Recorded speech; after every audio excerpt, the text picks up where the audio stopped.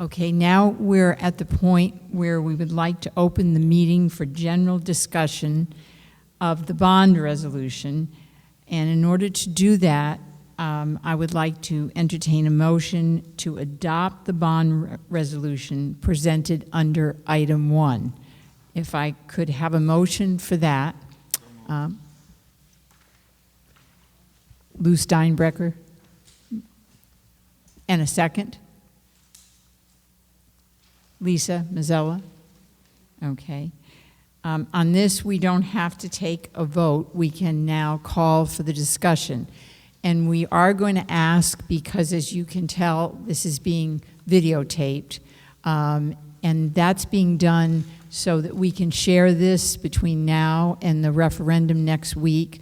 We would hope to get this video on YouTube and possibly on the public access TV by the middle of this week, if all goes well. And so therefore the people who were unable to be here tonight would be able to be brought up to speed on everything that's going on. So we are asking a couple of things. One is that you come up to one of the 2 microphones. There's one on this side and one on that side, in order to either ask your question or give a comment. And then also, if initially people would please limit their comments to 3 minutes so that everyone will have a chance. And then if we still have time and everything's going smoothly, you could come up again.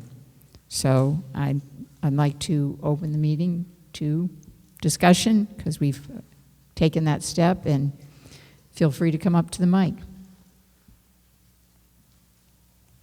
My name is Sandra Bernard, and I am a resident of North Stonington. I am against this modernization as proposed for various reasons, because I have a 3-minute limit, and I will say the most important ones to me at this time. I am not having a good feeling on the discussions about sending our students to another school. I've heard several different things said. One of the things is that another school, we would not have oversight of the curriculums, etc. We would have oversight. We would have a contract. We would get what the contract gives us.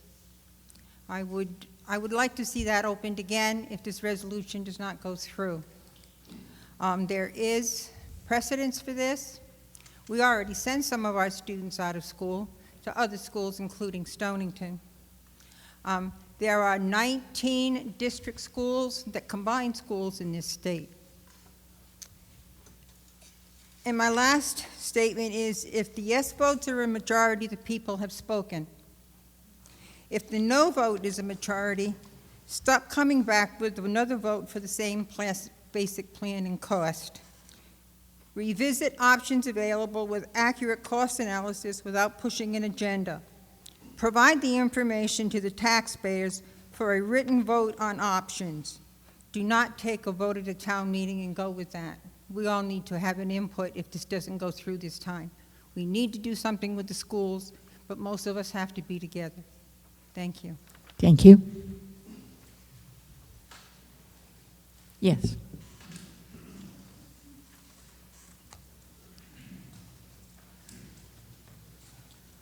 Hi, my name's Bruce Smith. I live on Meadowood Drive. Lived there for 35 years now. Had 2 children go through this system. I don't speak in favor of this tonight, and some of it has to do with what she said. There certainly are 4 schools that students could take a choice of and go to, whether it's for a VOAG program to Ledyard, to Stonington if they wanted to play football, to Griswold or NFA, and they would get a richer experience. My daughter, who graduated from Wheeler, always tells me that she wished she was in a larger student body. There would be more opportunity and just a broader experience. I've also noticed in my time in the town that whenever there's been an opportunity to build the tax base, they fight it. Whether it's Six Flags, whether it's anything that wants to come in and provide a tax base other than the lone homeowner, they don't want it. And then they come out and they say, we're going to spend $38 million on something like this. At this time, it's not just businesses leaving Connecticut, people are fleeing Connecticut. And after 2 terms of Dan Malloy, you may not get any money from them. They're going broke up there. So to pin our hopes on reimbursement, even though it's written in that there's safeguards for that, I just think it's irresponsible. The kids would get a better education, because I'm very pro-education, but I do not see this as a responsible thing to do under the circumstances, because we're maintaining physical plants and administrative staff and everything else that other schools already have. And we would simply be paying tuition. And I think that they would get as good an experience. And I don't know, to me, it would be like $600 or $700 would be an average increase. And that's a big increase in a yearly tax roll. So I just think it could be done. I think the other schools, it makes much more sense at this point, because I don't think that the student body is going to be increasing as we go. And if we have to improve the elementary school and the junior high, then go for it. I mean, we may have to do that. I just don't think that this is the way to do it, and I thought I would mention that. Thanks. Thank you. Andrew? Hi, my name is Andrew Carlson, and I'm a junior at Wheeler High School. And I would like to speak a little bit about the education at Wheeler from a high school student's perspective. Oftentimes, we see Wheeler get categorized as small, and that, for most people, is then equated to not having a lot of potential. Well, I'd like to argue the exact opposite. When I go to school, most of my class sizes have about 10 to 12 kids, and you know what? I learn so well in those settings. I get personal attention from all my teachers. All of my teachers know me by name. They know my strengths, my weaknesses. And do you know what? When you go to a lot of these other schools, you're simply a student ID number and maybe a last name at most. I like being known for who I am at Wheeler. I like the fact that my teachers know my strengths and weaknesses, because then they can teach me to the best that they can, and so that way I can learn to my greatest potential. Now, when speaking to a lot of the opportunities, some might also begin and just assume that just because a bigger school has more clubs, it means that's better for a student. Well, not exactly. When you look at Wheeler's opportunities, they're all extremely developed. When Wheeler decided they wanted to start a math team, we didn't just start a math team, we ended up being one of the most highly competitive teams in the state. When Wheeler wanted to make a Science Bowl team, we were also one of the highest competitive teams in the tri-state area. When Wheeler High School decided to make a debate team, we sent a team to the state finals. When Wheeler High School wanted to make a declamation club, we had a student going on to the regional Poetry Out Loud competition. What other high school can say this? It's not about the amount of classes, the amount of opportunities you have on a sheet of paper. It's what you do with them. And at Wheeler High School, we take it to the best of our abilities. And I really hope that people really see this through the referendum, because there's so much hard work going on over there, and it really would be a shame to see it all go to nothing. Thank you.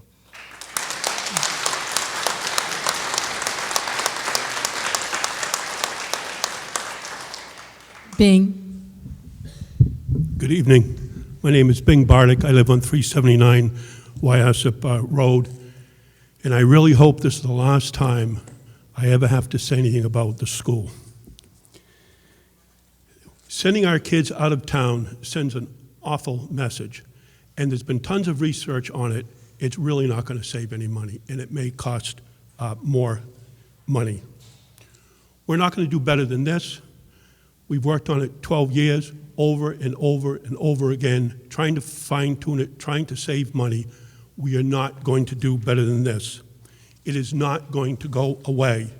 It's simply about safety, it's about legal compliance, and it's about giving our students the education that they deserve. It's about real estate values. It's about human values. Our children are deserving of the best. Please, North Stonington, do not be a town without pity. Thank you.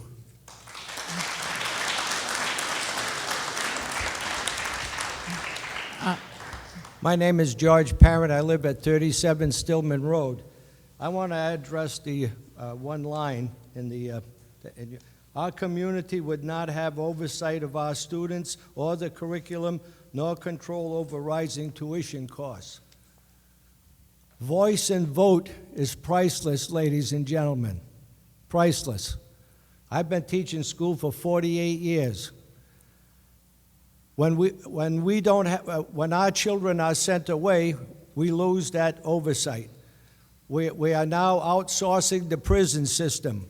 You go to the sub-base, there's private contractors that have security.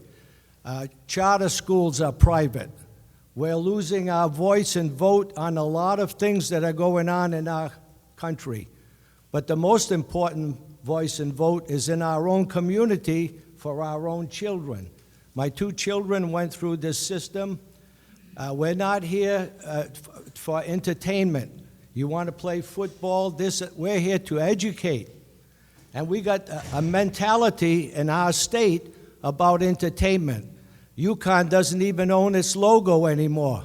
I could go on and on and on. We're about education, not entertainment. Thank you.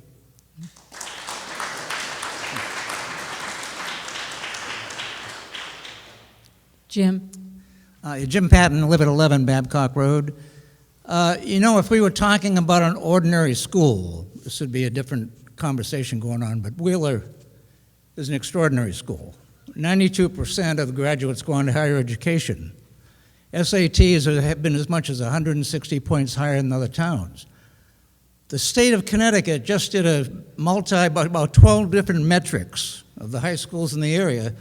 Of the 10 or 12 high schools in the area, Wheeler came out number 1. Well ahead of NFA, well ahead of Stonington, Ledyard, the whole crowd. There's something to be very proud about, and we ought not to dismiss it out of hand for a Starbucks coffee a day sort of approach. Thank you very much.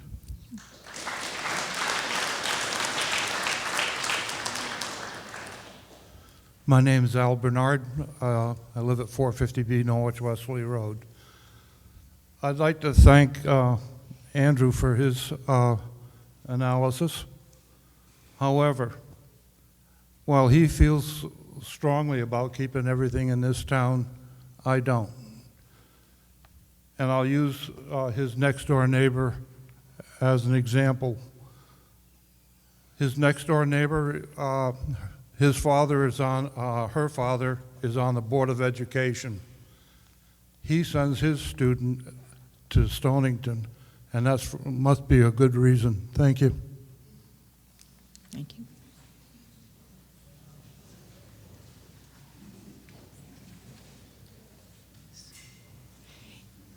Feel free to come up to either mic, and if you want to stand and wait there, whatever you'd like, so that we can move it along. Yes, go ahead. I'm Linda Smith from Kingswood, and I just want to say I believe this is the third vote on for the town in regards to additions and renovations for the school. If you move closer to the mic, then you'll have. I believe this will be the third vote for the town in regards to additions, renovations for the school system. If the referendum next Monday is no, I suggest that the next vote should be, do we want to continue to have high school, or do we want to offer our students an opportunity for a more diversified selection of courses that a larger school would give them? Thank you. Thank you. Thank you. Brian?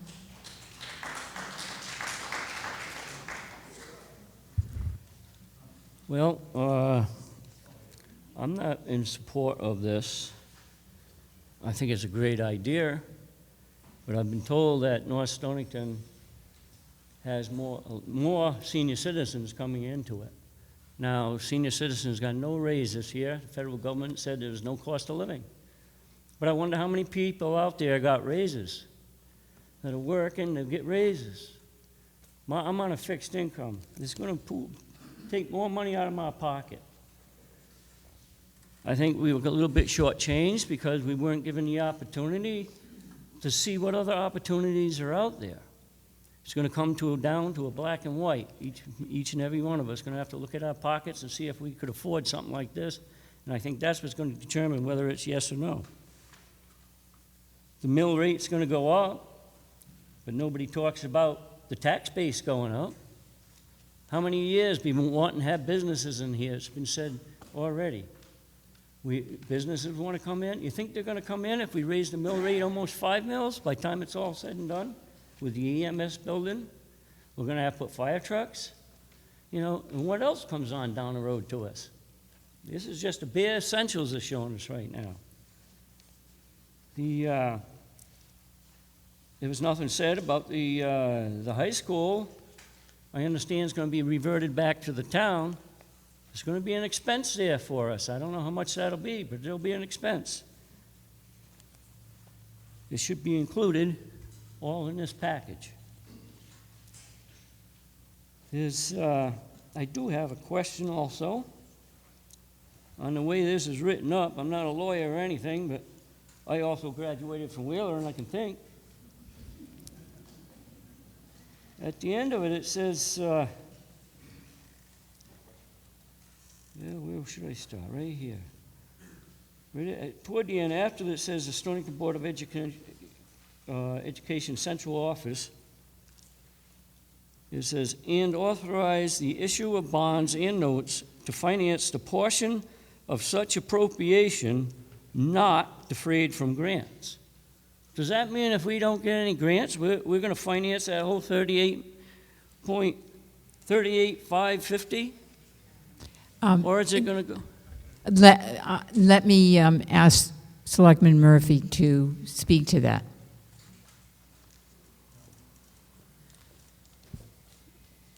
If you look at the entire resolution that you're voting on, there is a stipulation that says if we do not get 46.07% of the eligible reimbursement, we don't proceed with the town.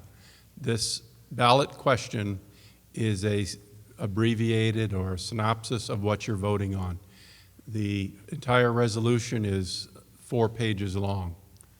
It has all the stipulations that are in there, the requirements of reference to state statutes, the requirements of the selectmen, of the treasurer, and so forth. You're correct in saying you do not have the entire resolution, 4-page resolution when you go to the ballot box. What you have is the abbreviated resolution. You're saying we support or not the $38.55 million project. So no, it does not have, that statement at the end is saying that it gives us authorization to borrow the amount of money that is not covered by grants.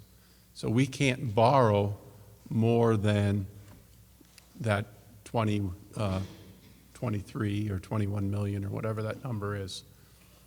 So if we borrow the 23 million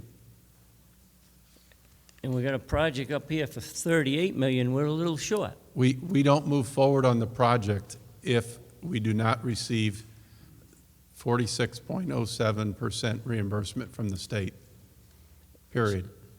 So the 23 million, we're not going to bond out for that either. Correct. We don't. As you notice, there's a stipulation that was actually added at the request of the Board of Finance, and I do concur with that, having that stipulation in there. It should give you or anyone else the comfort in knowing that we're not going to spend more of the town's money than the $23 million that's indicated on there.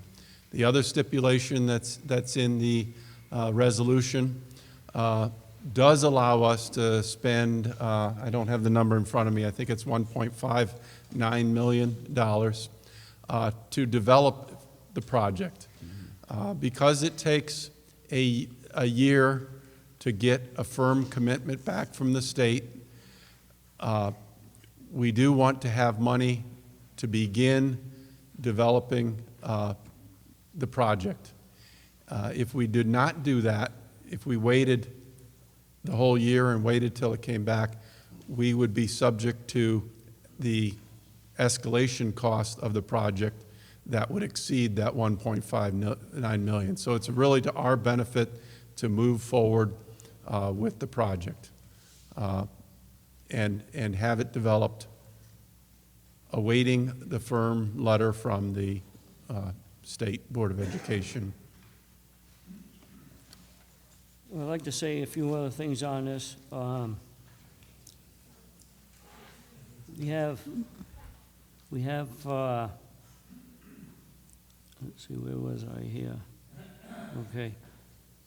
You have the waiver, you're saying there might be a waiver for the class sizes. I thought in this project, the class sizes were already, went down in size. So why would they give us a waiver for a smaller size if we're already The down? space standard that the state has is basically a number of, for so many students, you're allowed so many square feet. When it comes to a smaller school, it is extremely hard to meet that full reimbursement because you still need spaces for your computer lab, science, gym, everything else. You still need all that.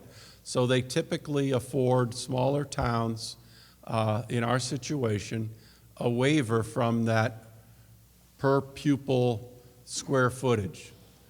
And typically, if small schools are approved for that. Notice we are citing both numbers in there. It's unlikely, although it's unlikely that we won't be approved for that. We are taking that into consideration. It may not happen, and that's why you have the difference of the 23 million and the 21 million. So the standard is to allow us additional square footage because we are small, additional square footage per pupil because we are small and we're still required to have those programs. Well, I'm looking at it this way. The United States government, our own government's in trouble. We all know the state of our state's really in trouble. I don't want to see us, I know we don't have any debt right now, or very little for our town. I hate to see us take our credit card, put it up the hill, and follow the government down the tubes, and we just become another statistic. Because if we can't afford it, we're not going to make it. And I'd like to see some options. I think there's more options for students. There's more options for our town, and I'd like to see them put out, not just be able to vote on this, which is, I appreciate what the committee has done, but I think most people want to see the options. I want the best for our students too, and it might not be popular, but it might be that we would have to send them out. And if that's the option, it's going to save our town, because we got a lot of other things coming in this town. Thank you. Already, they're coming up. Thank you, Brian. Yeah. Nita? Nita? May I? Oh, I'm sorry. I was turned the wrong way. Of course. Go ahead. All right, thank you. Mike, my name is Mike Hayes, Princess Lane. Mike, do you have more of a breakdown of the cost estimates in terms of, kitchen facility equipment, renovation, hazardous removal, and also in what year and how those estimates were developed? Is that something you can share with us now, or should I meet with you offline? Well, it's all public information, so happy to share it with anybody that would want it. We do have more detailed breakdowns of the cost, and so we have cost breakdowns as it relates to the specific things, such as like the centralized kitchen, and we also have a cash flow statement which tells us when we're going to expend what costs, like in what year, and we know how much we're going to need to borrow in the short term. So we do have all of that information. I could try to answer specific questions for you now, or I'm happy to meet with you afterwards to address I those? think it's best to take it offline, Okay. but you do have such information. We do, and actually, the Board of Finance requested one of those documents, so they have that as well, so we could talk offline. Okay, thank you. Okay. Sean, the resolution, as I read it, and as we are going to be asked to vote on, does not include the clause that you were mentioning. In other words, it's not the entire written document that is before us. You're correct. It's not the 4-page entire resolution that has all the particulars of financing and so forth. It has been those stipulations, if I could call them stipulations, have been included in the Board of Finance resolution that they approved, and it has been included in the Board of Selectmen resolution that we approved. But no, the town is not voting on the entire 4 pages resolution that includes those. But the selectmen are basically bypassing of our resolutions. We are directed and to not spend the money unless the state money is reimbursed at that percentage. Thank you. Mike, your estimate of the piecemeal approach is greater than the project as proposed. That is correct. I think it's about $4 million more. Again, is there a specific method of estimate and the year of those dollars such that I can understand why piecemeal is greater than the project when most of, if not all of the items on the piecemeal list are included in the project? Yes. I'll tell you a little bit, and then if this doesn't answer it, I'll have our architect, Rusty Malik, who is here and has put in a great deal of work on this project, further explain. Part of the problem is we have to look at this as, if you piecemeal this, it's not going to happen all in the same year. In other words, we wouldn't do all these things at once. Otherwise, again, we're proposing a project. That's why we're proposing it that way. So because of the fact that these come in at different times, it assumes phased renovations in multiple small projects, as it says at the bottom there, in encompassing summers. And the other part is a lot of this isn't eligible for reimbursement, or if it's eligible for any reimbursement, it's at a lower rate. So that's, in other words, we're doing the project. This is part of the rationale that the committee had, is doing the project, we get a much higher rate of reimbursement to do these things. So, and we get a much greater product. We get state-of-the-art facilities rather than just kind of hitting these little things that really don't have an educational benefit, with the exception of the science labs. But does that answer your question, or would you like further explanation? No, but again, offline, I may be able to obtain the additional information I'm looking at. For Mike, have you considered the possibility of not futzing with what we have, but rather finding a new location in town and building new schools? Because essentially your plan, through a process of renovation, add-on, and demolition, is essentially that, but you're staying in the same place. Well, we are basically building a new middle high school, and we have the benefit of having a gym there, so it saves us money. If you were to weigh looking at a new middle high school with a gym and all that, yes, we've looked at that. That costs more. If you were to look at a new elementary school, and that actually costs more. We've looked at that. It's quite a bit more, actually. The reason the committee, just as the prior committee, looked at this whole renovate as new and also the alterations project, which is what we're doing at the middle high school, is because it gives us the highest level of reimbursement. When you do a new school project, our reimbursement rate is, what is it? 10% less. 10% less to do a new project. Okay, so the renovation approach yields you a greater return, 40-something, possibly. 46.07% on eligible costs. Versus 10 on a whole new construction. 10% less, so it's about 36%. Okay. Yeah, so that's the reason. And believe me when I tell you, we looked at a lot of different options, and the committee before us looked at more. But the one you're seeing here is the one that we ultimately settled on after going to many a meeting, which a lot of people were at, and we talked about different things, and everybody, our committee unanimously voted on it. But, we looked at a lot of different options there. Thank you so much. You're welcome. Yes. My name is Gary Thompson. I'm a resident of Stonington. First off, the $38 million is grossly inaccurate because we can't even build a firehouse without 50% cost overruns, and we haven't got a foundation in. So I know enough about construction.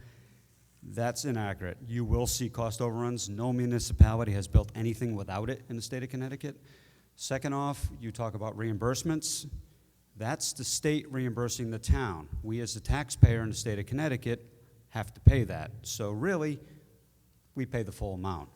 Second off, I have not seen any hard numbers. I've been trying to pay attention to this, but like most everybody here, I work 2 jobs to pay my bills. I would like to see actual hard numbers on what it would cost to send our high school out. Yes, my kids graduated from Wheeler. It's been great. Both of my kids said they wish they had gone to a bigger school. I do know that we're paying about $14,500 per student a year according to the state website. Amortize the $38 million over 20 years, you're about $15,500. So none of these have been really brought up. If we're going to pay $15,000 a year per student, what's it going to cost us to send a high school out? Before you ask us to vote on all this, it seems to me that this keeps coming up more and more. You're wearing the town down. Hopefully you'll get us to vote it in, just like we did with the firehouse. Give us the real numbers. And I would like to say, if we're going to have a referendum next week, why don't we also have on the ballot, if it's a no, it's done for 10 years, we don't bring it up. Thank you.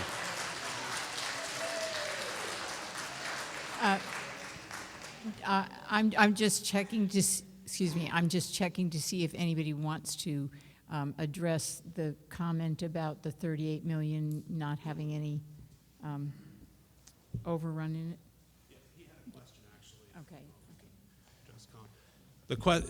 The one question that you did ask was about doing a study on what it would cost. And the last committee did do a study to see what it would cost to send kids out of district, and it was not advantageous for us to do that. Again, we're culminating in 12 years worth of work here, and so we've kind of picked up and feel pretty good about things. As far as the cost overruns, we actually have about $2 million in reserve for cost overruns in this project. So we have reserves in this. Our numbers are new. I was not on the EMS committee, so I don't feel qualified to answer any questions about it, but I did watch their presentations and attend town meetings. And I know that they had a situation where they got their numbers by the time they came forward. The numbers were old, and they also had a terrible situation where the economy kind of flipped on them. So it was kind of a double whammy for them. We've stayed current with our numbers. We have reserves in place for these numbers. We feel very strongly that these are good numbers, and our architect here in the front row has backed them up every single time and continues to take a good look at them. So that's just answering the one question that he had.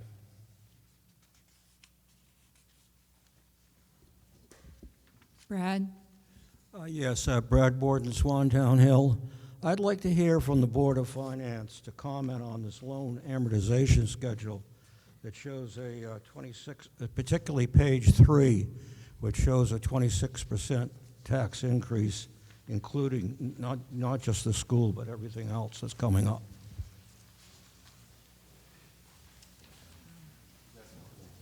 Yes, yes. Is there someone from the Board of Finance who would be able to speak to the amortization schedule? I see Tim Main coming up. Great.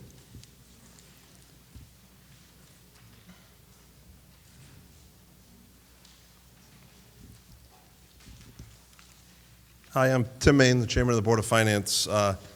Just a little to go over what we're looking at here. There's 4 sheets that you have that our Vice Chairman put together for us. So the first sheet is looking at a 4% interest. That would not be with the USDA, which we don't have yet, so we're only going on the current number. We did put the USDA, if we did get it, would be the second sheet. So the second sheet would be the 2.875 interest, if you're looking at it, 2 payments annually on both of those. The third sheet is kind of a synopsis of where we're going with the budget. We had the reevaluation, the fixed grand list 2015. So we're looking at 27.07 would be our mills. The ESC approved loan, that's the firehouse project, that would be 0.81 mils. The loss of the education funding, that's just the nearest estimate right now, and the state's back and forth with numbers on that. So, like we said, that's with no further increase or loss in state funding there. Increase to the next line would be the Board of Ed budget is 0.5 mil, and increase to the Board of Selectmen is 0.25. So the numbers that we're looking at here are for the 4% interest is where Mr. Borden is asking why the 26% increase. So the mill rate would be on that is 3.35 for ours, or if you got the USDA loan once it's approved or applied for, would be 3.03. And the fourth page is something Charlie put together with numbers of what it would be on the 4% for 100,000, 200,000, 300,000, 400,000, 500,000. So the current rate, the known increase, looking at this year's budget, would be the 28.81. The school project at the 3.35. So that's the difference in the numbers in the understanding of the breakdown of the sheet. Does that answer, Brad? No? Okay. John? My name is John Olson. I live on Wyosset Road. Just wanted to address the tax assessments. You have a picture here of a house. It's a nice house, but you have it underneath the average house assessment of $174,000. Not accusing you of being deceptive or anything, but it would have been nice if a house that was for that figure would be there, so those who don't know their assessments, their taxes, could actually compare their house to the picture. You see, a lot of people don't have a tax bill that comes to them like I do. Most people have a mortgage and their taxes are rolled into their mortgage payment, so they never actually see what that increase is. I know my neighbor never does. He asks me all the time, what's the change in the mill rate this year? Well, based on the mill rate that's on this page, I'll be paying about, over the course of the 20 years of this loan, $50,000 to build this school. And that's with all the abatements and the assessments and grants you expect to get. Now, I don't have the kind of income that can support this. I've stood up at these proposals multiple times, and I've told you, you make a great job of assessing how the town as a town can get reimbursed by the state and get the loan at a low rate so that the town can afford to do it. But very little work has been done on figuring out the income of the people who live here and figuring out how to assess whether we can afford to do it. You said more than once that you think that shot down the last 2 times because of the price. Well, I believe that's true.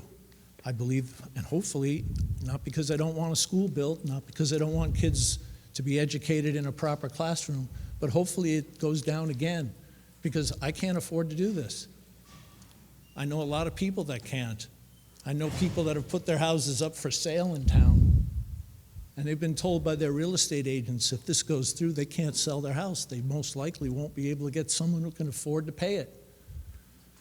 This isn't just a small increase for 1 year.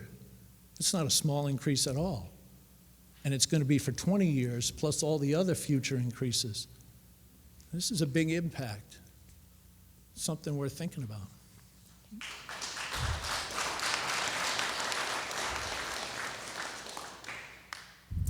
Nick? Good evening, ladies and gentlemen. My name is Nick Mullane. I live at 28 Miller Road. I've been in town for 40-some years now. My 3 children have gone through the school system. They all are, I consider, educated, successful, and doing well. I'm also one of your selectmen.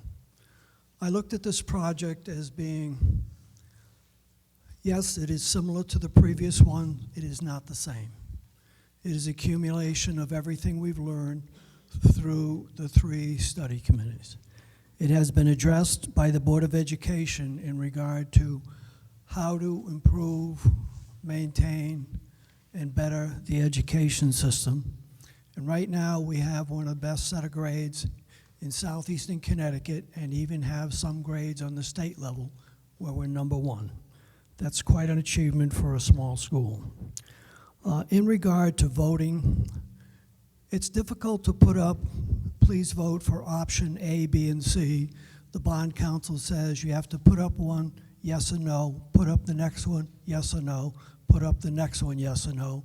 So putting 3 or 4 up and vote on is not possible, okay?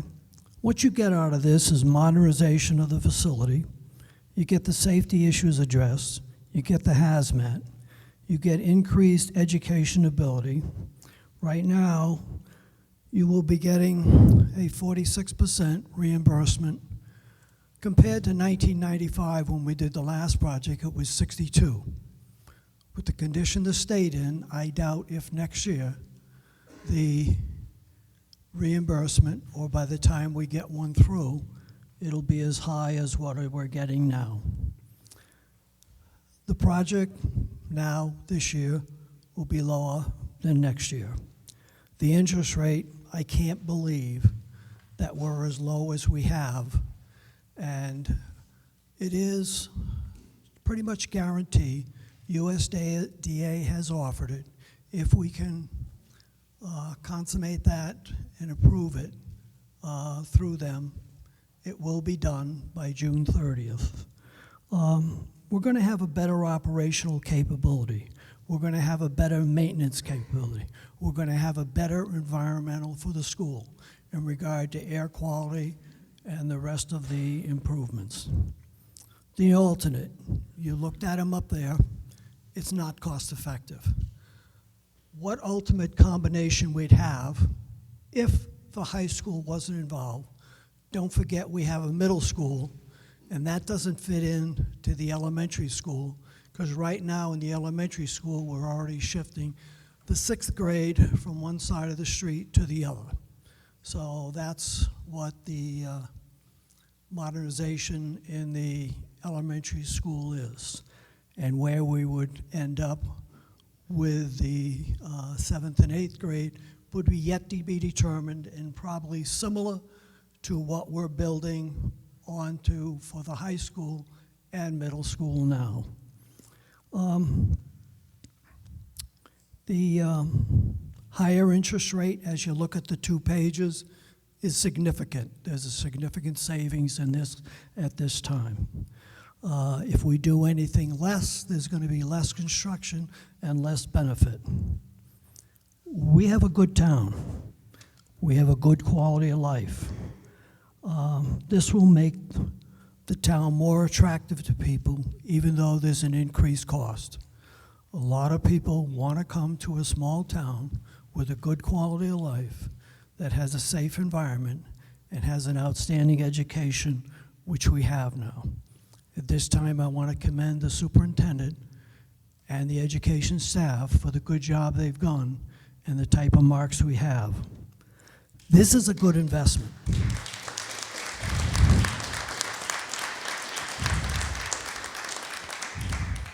This is a good investment to the town. We're going to have to invest a large amount of money. Can it be reduced? Not with a value. I was somewhat cautious on the first 2 presentations.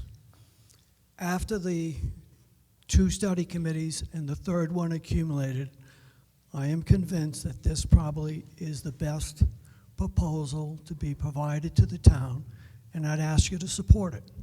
I think it's good for the town. I think overall it'll help the town, it'll attract things, and it'll prove that really nobody's got any complaints with a new fire station, with a new education system that goes pre-K through 12 with our set of marks and the performance we have. Please support this project.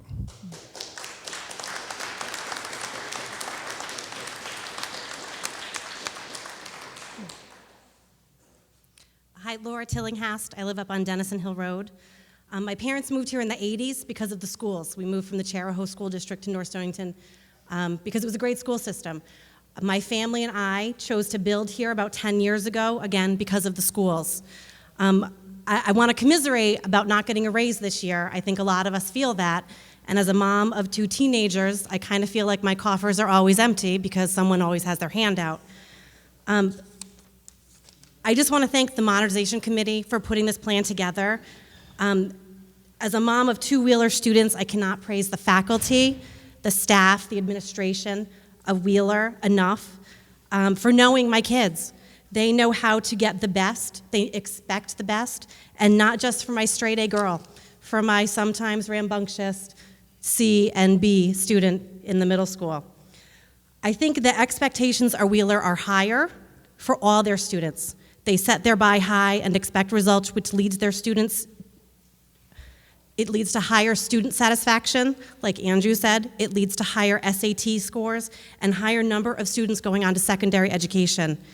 If Wheeler has been doing this with these facilities, imagine what they can do with state-of-the-art facilities.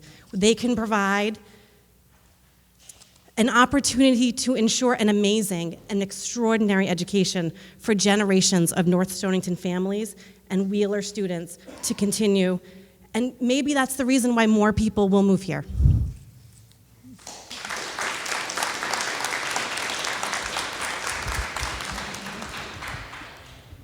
Hi, my name is Colleen Limpert, 63 Main Street. I'm not in approval of this project for several reasons. Number one, mill rate is too high already. It will go up considerably, not including the years to come increases in just our regular income or expenses. Student enrollment, I still haven't heard what the number is for this year. Do we have a number? It's graduating students this year. Do you have that? Graduating students. I didn't put it in there. Our numbers have been consistent over the last 17 years. You know the what? Our numbers have been consistent. It's consistently in the 50s and 60s. Correct. Classes in the 50s graduating. So 1 year, 2 years ago, we had 72. This year is in the 50s. Our numbers have been consistent. We are not seeing the same drop in our population here that our neighboring communities in Stonington is seeing right now. Our numbers have been fairly consistent over the last, in fact, looking at even the latest statistics that you've shown both the last time and this one, we're pretty flat. We're not seeing that drop that I read that's going on in other school districts. We're not gaining either. Young families are not coming to this town because of our tax base. You don't see people moving into here. You see people moving out. I see signs go up every day for people moving out. They can't afford to live here any longer. I'm one of them. That is not a reason. People leaving town. We are not done paying for the emergency services building. We are not guaranteed that this will not run into cost overruns. If it passes, it wouldn't be done in a year. Do we really need state-of-the-art facilities? We pay for college for that. I am a minimalist. I have this little one-room schoolhouse on my property that I show to the kids every year. Guess what? They put all their money together, the townspeople, and they built that school, and they made that run with what they had. 20 years, I've seen no economic growth in this town. None. None really to speak of, except maybe a porn shop. So I really don't see, you want rural, you want economic development. I see an oxymoron going on here, and yet you want people to pay for it. It's going to come from the tax base, which is us, not economic development. Thank you.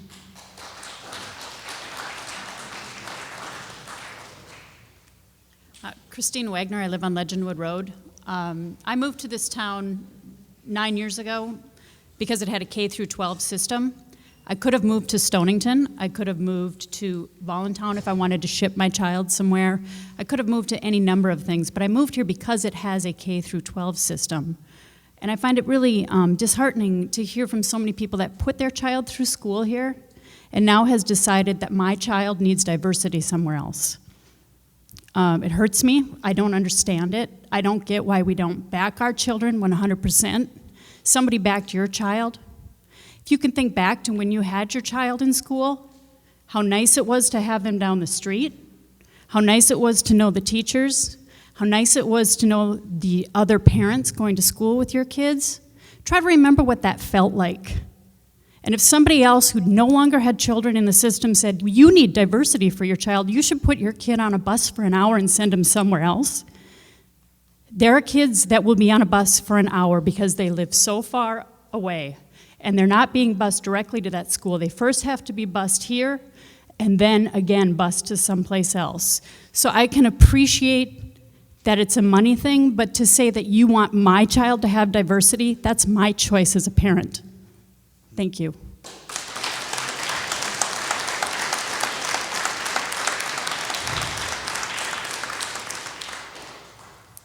Hi, my name is Zoe Robert. I've been a student at Wheelers all my life. The school gave me so much, and I'm so grateful for the experience I've had at this school.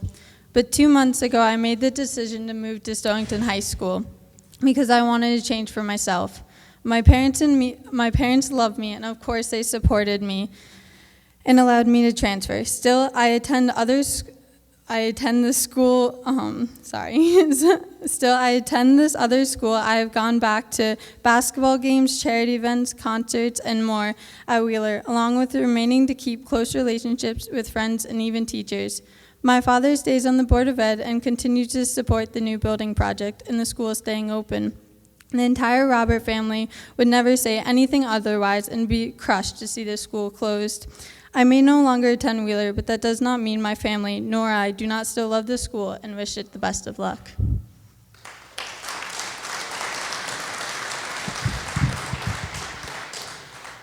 Christy Cathcart, Wyasip Road. I've done some searching on the census website, and over 22% of the residents here in North Stonington are 60 years old or older, which means they're either on a fixed income or nearing a fixed income. There's 44.8% of the population that's between 19 and 59, so they're employed. The taxes that are mentioned for this, at the worst case scenario, if the space allocation waiver was not provided, of $3.03 increase, that's a 12% increase over what we have now. Added to the things that Tim Main talked about, the loss of the education funding from the state of Connecticut, the reduction in the grand list and all those other things, we're facing, if all of this goes through, including this project, a 20% increase in our property taxes. I doubt that anyone in this room or anyone in this room's neighbors have received a 12 to 20% raise in their income in the last year. The average income in this town, from the median, the average, is $79,000. People with a $79,000 income living in North Stonington, that's a household. 2 wage earners in some cases, maybe doing more than one job.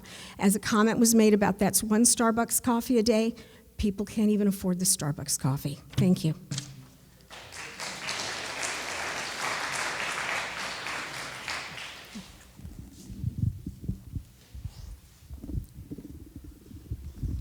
My name's Chris Anderson. I live on Miller Road. I've moved here about 20 years ago. I grew up in Voluntown right next door, and we have a K-8 system in Voluntown, and then we got on a bus for an hour and a half to drive to Norwich. So I can speak from experience as to what that that is like. And we went to a great school. We went to they took us to NFA. And you know, all the opportunities that NFA gives you. I personally hated it. My brother, sitting right over there, he loved it. But what I can tell you is that when we graduated from 8th grade, I had 20 kids that I was best friends with. They were like my brothers and sisters. We were like thick as thieves. I don't know any of them hardly anymore. You know, we all went our separate ways. The way I look at this project, and I've been coming to these meetings for well over 10 years.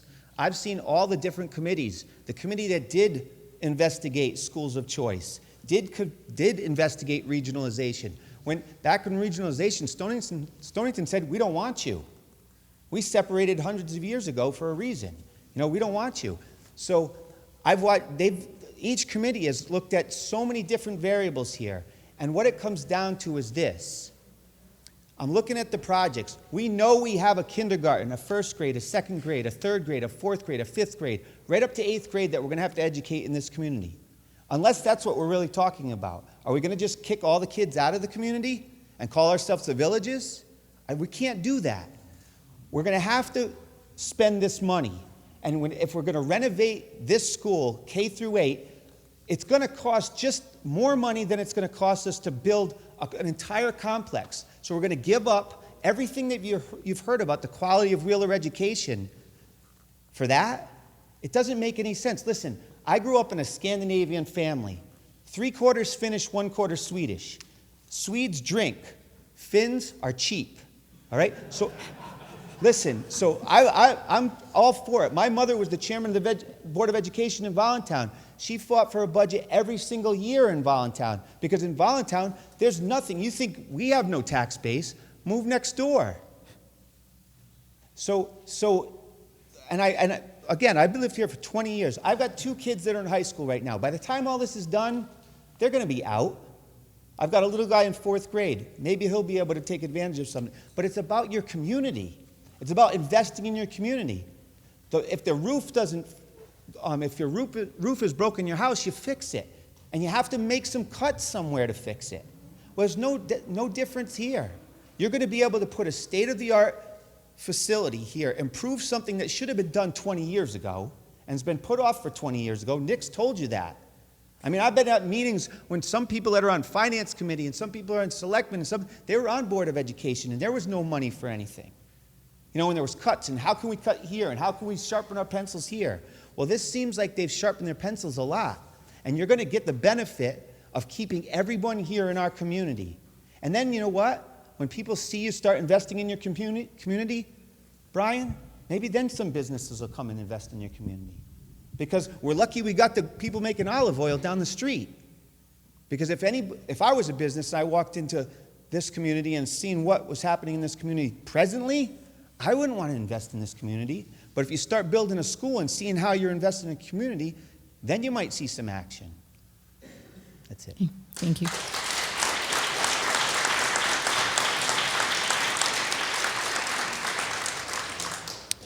Sean? I'm Sean Murphy, First Selectman. I live at 23 Kingswood Drive. I stand over here at this microphone because I want to make clear that these are my opinions and not the opinions necessarily of the board, the entire board.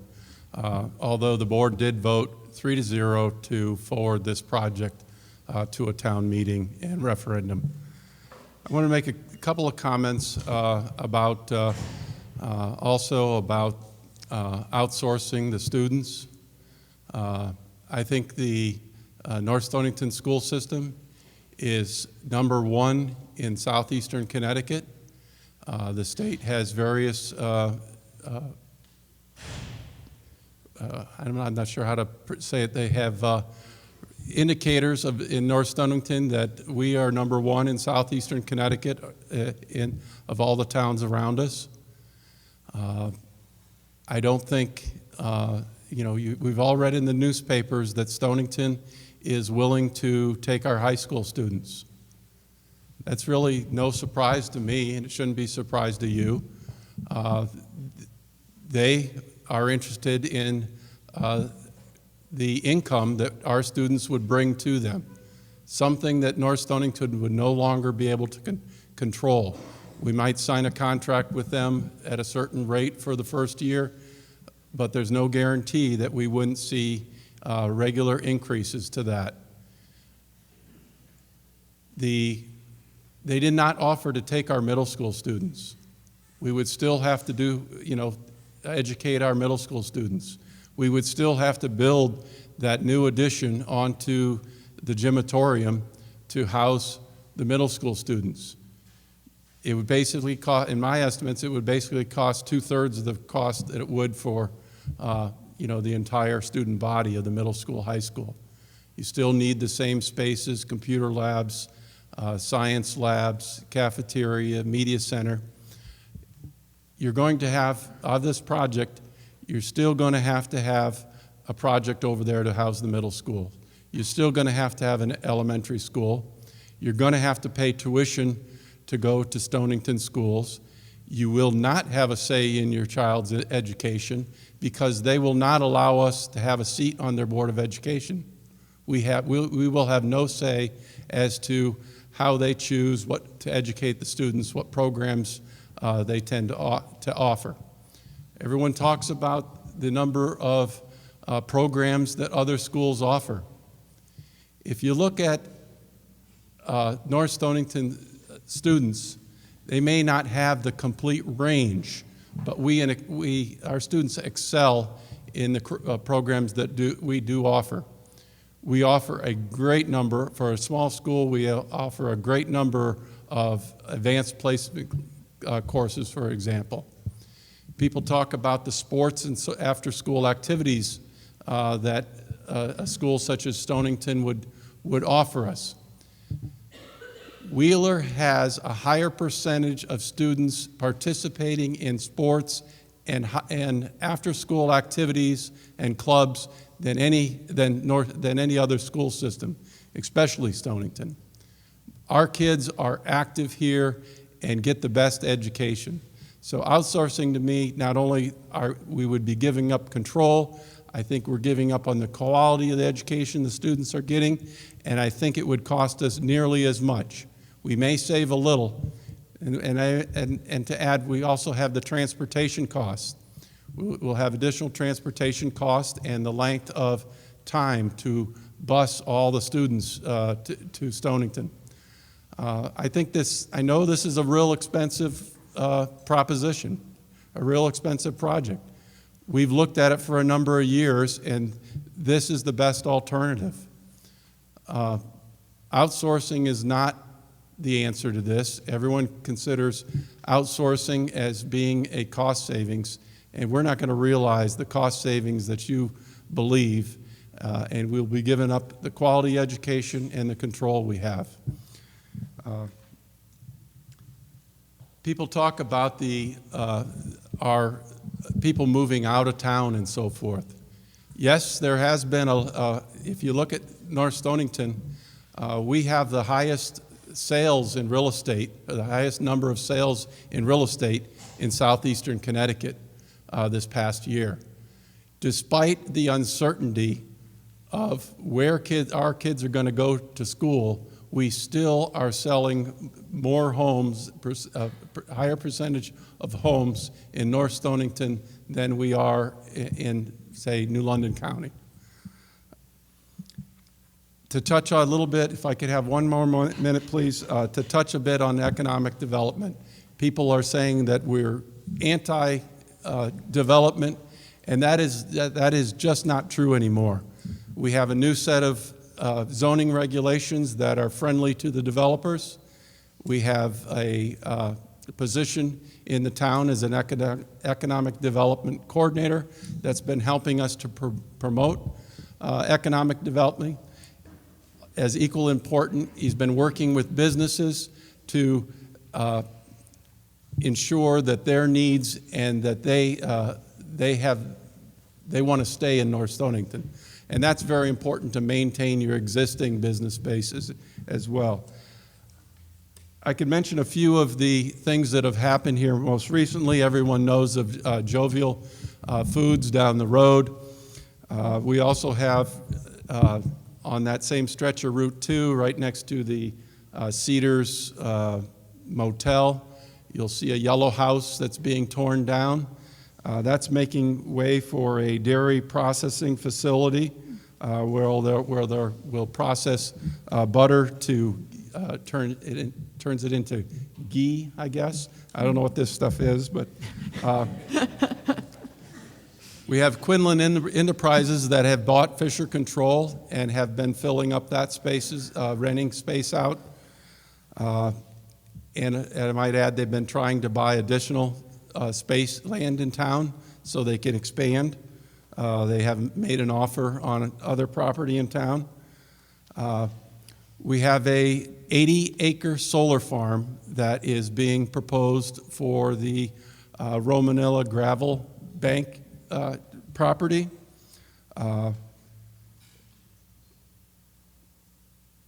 We have a propane processing facility that is proposing to locate on 184 near the truck stop.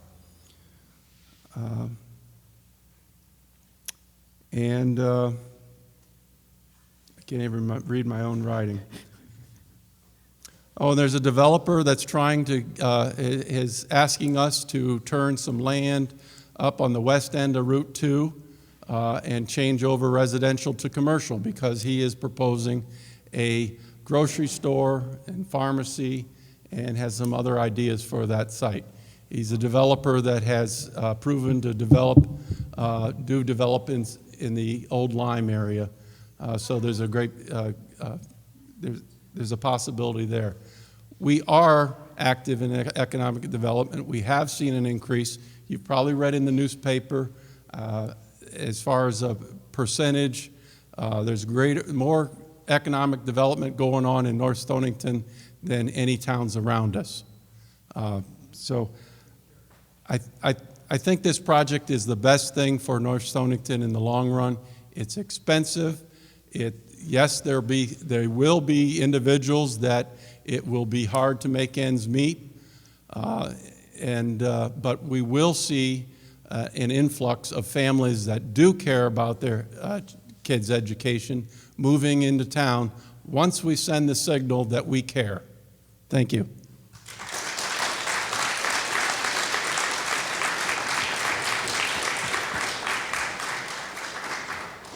Good evening, Peter Nero, Superintendent of Schools. Sean, you forgot to mention that our hens made their debut on Route 2 today because we are raising our own chickens and hens. We got rid of some of the roosters. If anybody would like some roosters, you can see the principal.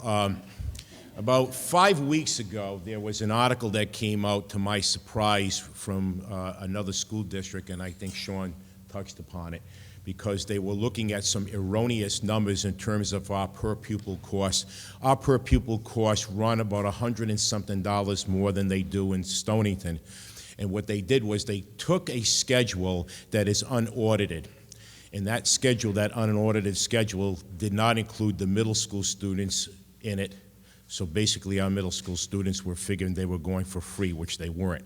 They were grouped in with the high school students. So when you put the 200 or so students in with the high school students, it brought the average down from 29 something down to the number it is, somewhere around $15,000 per student, which were about average compared to all the districts, a little lower than some around here. So here's the part that scared me. If we were ever to be, and the only people that can really close a school is the Board of Education.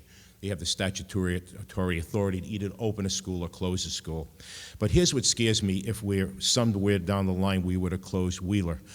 During the vacation time, I looked at the numbers of the last 6 years let's say, for example, Stonington, because they made the offer. They wanted our kids. So in 12-13, their budget went up 1.35%. In 12-13, their budget went up 3.15%. 13-14, their budget went up 2.96%. 14-15, their budget went up 2.96%. Again, same number. 15-16, it was 3% last year. And this year, their proposed budget, it looks pretty well. It's going to pass. It's 2.88%. You want I'll say it over again, Ian? I'll say it again. Okay, in 11-12, Stonington's budget went up 1.35%. 12-13, 3.15%. In 13-14, their budget went up 2.96%. 14-15, their budget went up 2.96% again.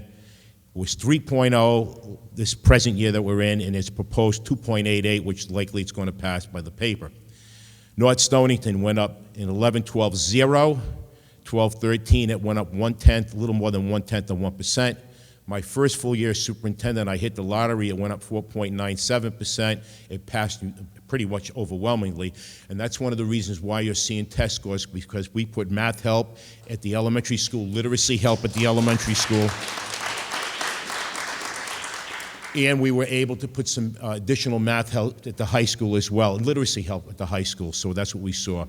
Now, these are proposed budgets that were voted on by you. We proposed a zero budget in 14-15, that passed. A 15-16, a zero budget, that passed. And this year, our proposed budget is 1.97%, although Tim Main said, don't hold your breath, Peter. We're in front of the board on Wednesday night. So here's the point that I'm going to get at. The $3 million that they said we will be able to use to open up, help us defray the cost of a new K-8 school or a renovated K-8 school was not there. There was no savings, folks, because the number was wrong. It wasn't $29,000 a year, so you weren't saving $15,000 a year. But this is the part that bothers me. What happens in the long run if every year the 200 kids who would go to Stonington, and by the way, they're cheaper than it is at Ledyard, and Ledyard's laying off teachers, and their budget's still going up phenomenally. And if you go to NFA, their budget goes up 4% a year. So what happens when the kids that go to the high school, the 200 kids, and that budget increases every year? And you go to me and say, Mr. Superintendent and Board of Ed, do your magic, bring it down to zero. The cost of what it's going to cost to send our kids to high school is going to reflect and take away from our kids who are in grades K-8. You need to think about that. Not only you're not going to have any control over the curriculum, but you're not going to have any control over, you're not going to have a person on the Board of Ed, and if your kid has a problem in schools and you're a non-voter in that town, you have no recourse. But again, the biggest thing that I worry about is what is going to happen to our kids who are going to remain in here from K-8. I just wanted to say that. Thank you.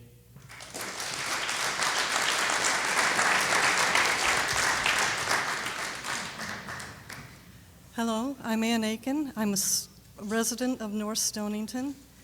I want to thank everybody that has worked on this. I know you've put a lot of work into it, and I appreciate the fact that you have been reducing the amount every time, but I'm sorry, I still can't afford it.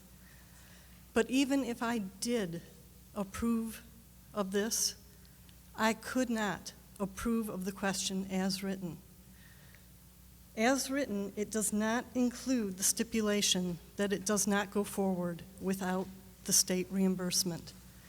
And without that in the question, I am effectively saying, yes, spend the money, spend all the money. And that's not right.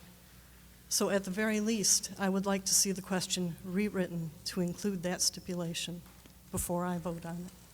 Thank you. Sean, you want to speak to it? Hi, I'm Will Mason. I grew up in this town, born and raised. Went from kindergarten through senior high school, graduated, went on to other school after. You can't tell from the way I'm dressed, but I came here straight from work. I work hard for my money. I moved away from town for a while, and I enjoyed my time in other places. I lived in 2 or 3 other states. But when it came time to have my kids go to school, I moved home because this is the place I wanted my kids to go to school. And we've been in town here for 9 years, and my 2 oldest are in 8th grade this year, going into high school. And one of them is a straight A student and would excel anywhere, absolutely anywhere. One of them has slight learning disabilities, processing issues, and he has excelled here. We hear about people who want to go to other schools because they've got more programs. That was me when I was in high school. I am built for football, and we don't have that here. I was not built to run down a soccer field. I wanted to do other things, but the education that I got in this town prepared me for the rest of my life, because I wasn't going to play football for the rest of my life. But I do use the accounting skills that I learned in my business, that I own and that I run. I was prepared for that by going to Wheeler High School. There are kids in other towns who are now going to larger schools because they don't have an option to come to Wheeler and have the small school surroundings. And they would love to. We heard from one of them tonight. He loves his education here at Wheeler and the class size that he gets and the individual attention he gets. If we do this, those students who could use that small school environment can come here if we open that up to other communities. Possibly. Looking at the first selectman.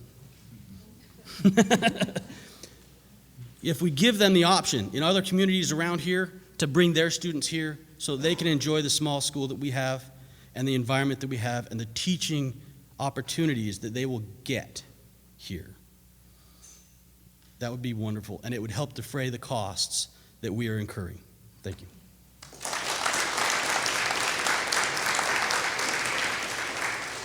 Yes. Hi, my name is Janet Moore, and I'm not one for speaking in public, but I just felt that I should say something.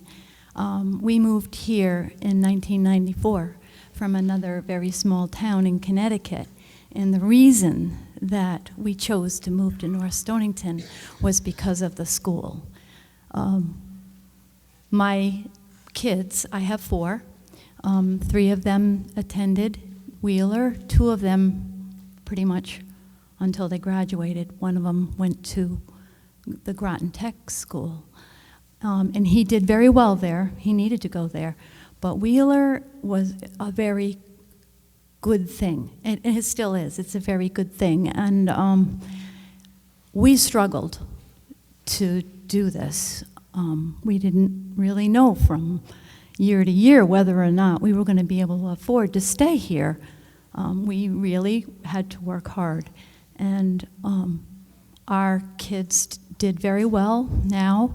My son Nathan Moore is teaching Spanish at Griswold, and he loves it, and the children love him, and he's very successful, and I think that has a lot to do with him attending Wheeler here because it was a small school. And I'm not saying it was easy, and I know this isn't an easy decision for people to make. It's very hard for me even. I'm still tossed. But I think having the school in town is a very, very good thing for our community. Thank you. Thank you.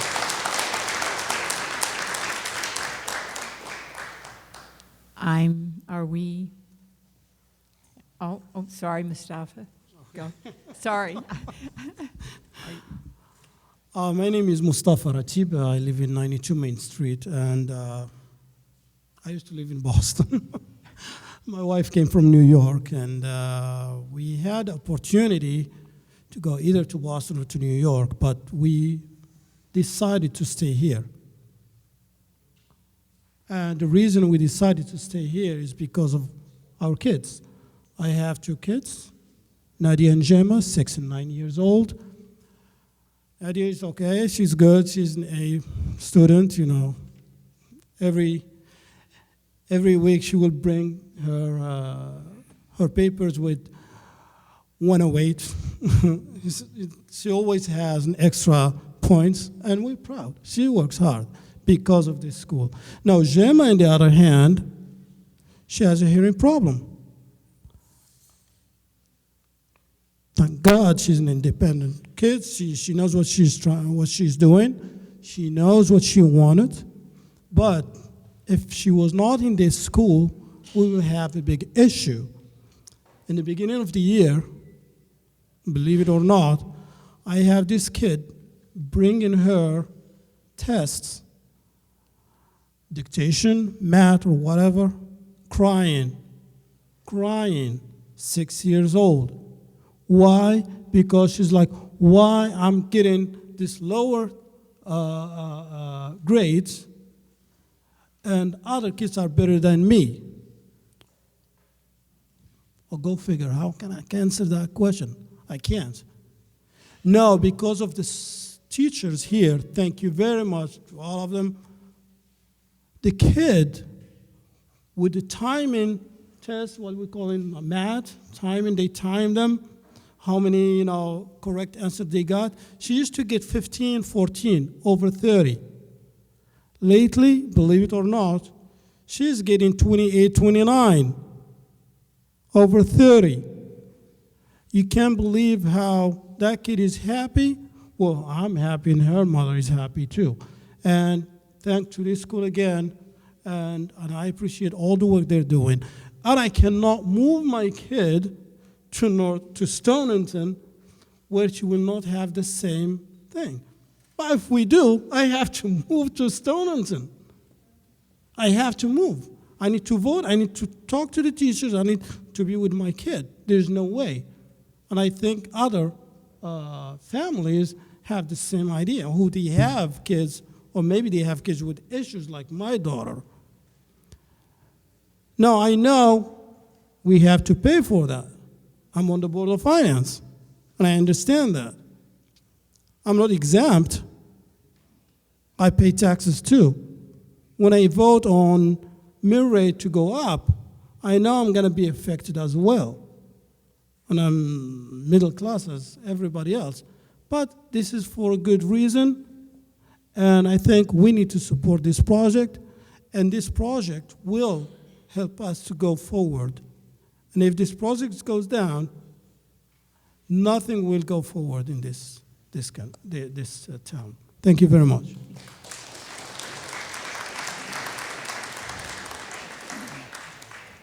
And I'm going to let Pam go because she's been standing there for quite a long time, which I didn't realize. I'm sorry. I'm sorry. Go ahead. Okay. Hi, I had mentioned before, I'm Pam Patemry, and I live on Pinecrest Road. And I just had a couple of questions. Tim, I see you standing, so that might be my first one, because I just want some clarification to make sure. I'm not a mathematician, but on the added tax assessment page, can you explain to me where these numbers come from? Just because they're not adding up to me, and I just was wondering if you can explain that a little bit. If you're on page 4, that's where I was headed.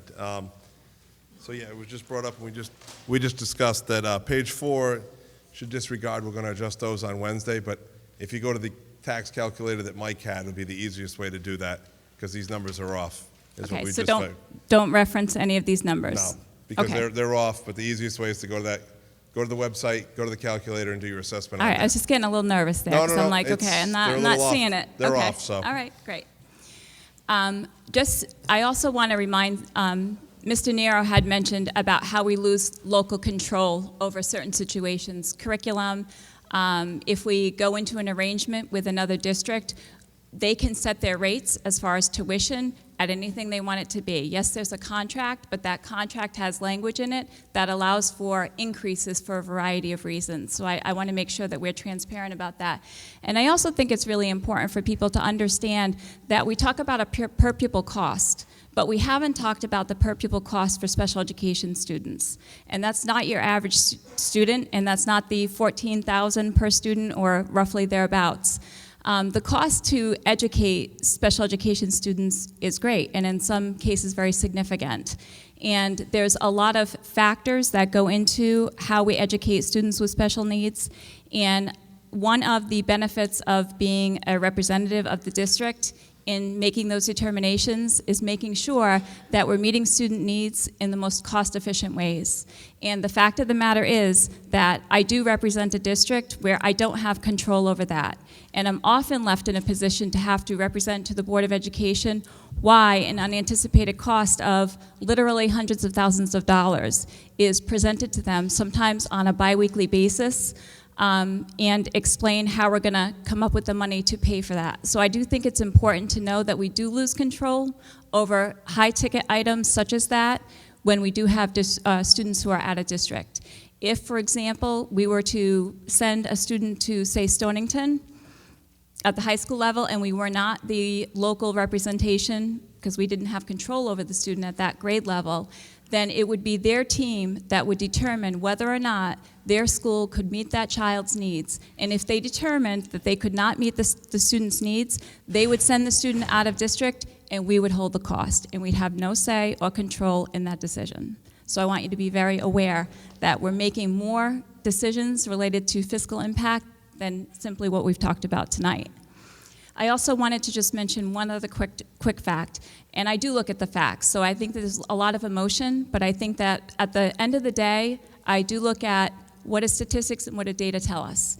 And the fact is that small schools, and you can reference research, but I look at local statistics, and I look at some of the indicators locally. How are our students faring with outcomes? So where are they 5 years out? Where are they 2 years out? Where are they 1 year after graduation? And I can tell you that only 5 colleges in the U.S. are harder to get into than the U.S. Naval Academy, and Wheeler right now has 3 graduates. So I think that's pretty significant. I also look at even the new indicators that came out that really rated Wheeler. Those are all based on the 9 most recent indicators for school success, for student success: small class size, small school size, personalization, attendance, graduation rates, and outcomes. So look at the facts before you vote on emotion. Thank you.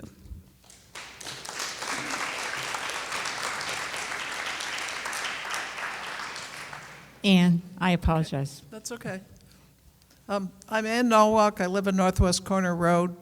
And while you're talking about those tests, I think that's the results I've been carrying around here that I really thought everybody should know about. Wheeler got 88.2%. The school that our students might go to, most likely, Stonington, 80. 80.1, that's down 8 points from Wheeler. Ledyard was a little better at 85.8. NFA, 69.6.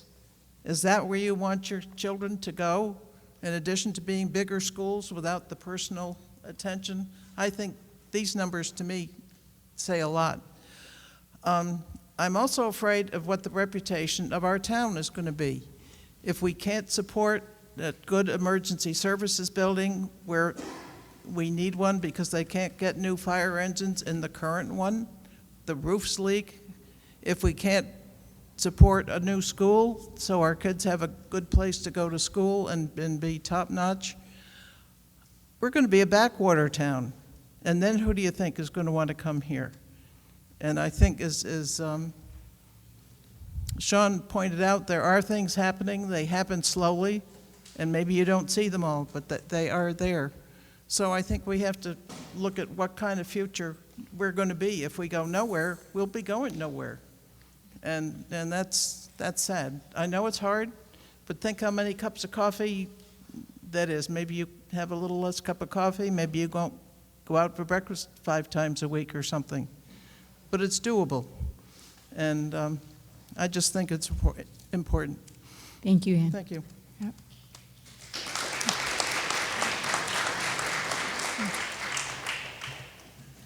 How you doing? David Sellens, Old Colony Road. Just a couple add-ons, I guess. One of the things, they were talking about the mill rate increases, and I thought it was really important to point out that the largest increase in that mill rate on the Board of Finance is described as a zero-sum game. Basically, the property values through North Stonington went down. Therefore, the 0.98, I believe, I don't have the number in front of me, mill increase was basically to get back to the same amount of income. So your taxes stay the same, right? The value of house went down. So it is not it's across the town. That's why the Board of Finance has it. I see a lot of heads shaking no, so if there's another mic, feel free to educate me why it's wrong. That's my understanding. So that's one of the things I would like to encourage, right, is we got to understand the values of the houses, what the mill rate means. We compare a lot mill rates of our town to other towns. If you don't look at the whole values of where the houses are, what the mill rates are, there's a big difference, right? Everyone needs money. You look at a town like New London, their mill rate's really high, their property value is kind of low. right? So there's impacts there. I get it, it's an increase. Increases stink. We all got to pay more taxes. I'm with you. From the small school size, I guess the one point I'd like to make, I graduated in '93. I had basically one computer class junior year. I had a computer teacher that had 10 kids in that class. Through my senior year, knowing that's where I wanted to go into my degree, he offered to teach me basically extra computer classes through senior studies. So that small class is what helped him do that. I was basically a TA for that class, learning different languages, doing it, extra in the spare time. He taught me extra languages. I walked into a college where a lot of really big school kids went in. None of them had computer programming classes back then, never mind 3 semesters of computer programming. I also think it's very important that the point of bringing them to a Stonington or a bigger school opens opportunity. I would argue to that same vein, it's the dead opposite, right? There's now a lot of online classes that are offered. You basically need a teacher that kind of sponsors you through it, walks you through the program, the school is liable for it, but the classes are not in this. You don't have teachers that have class of 15, 20 teaching those classes. You might be the only one in the entire school doing it, but you're working with a teacher that volunteers to help you through that and go through that. So there are lots of opportunities in a small school like this that they don't necessarily have, where the teachers are taxed with a number of students and things like that.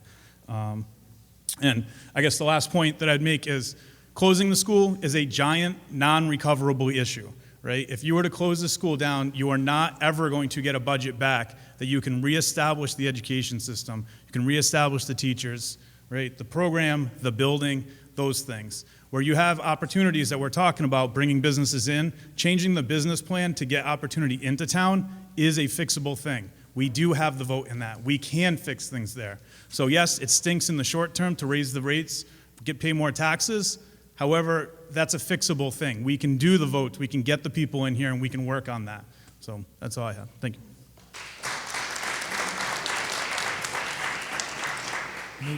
I realize I wasn't the first one in line, but may I respond to that text, the mill rate increase assessment question? Briefly. Yes, briefly. For those that aren't aware, the way the mill rate is attached to a property assessment is a very convoluted process. I've been trying for over 3 years to get the book to explain the math behind that process. But what assessments do whenever we have these mill rate decreases that we're told, but the mill rate, the property assessments go down, the mill rate needs to be raised, so it's supposed to be a zero-sum game.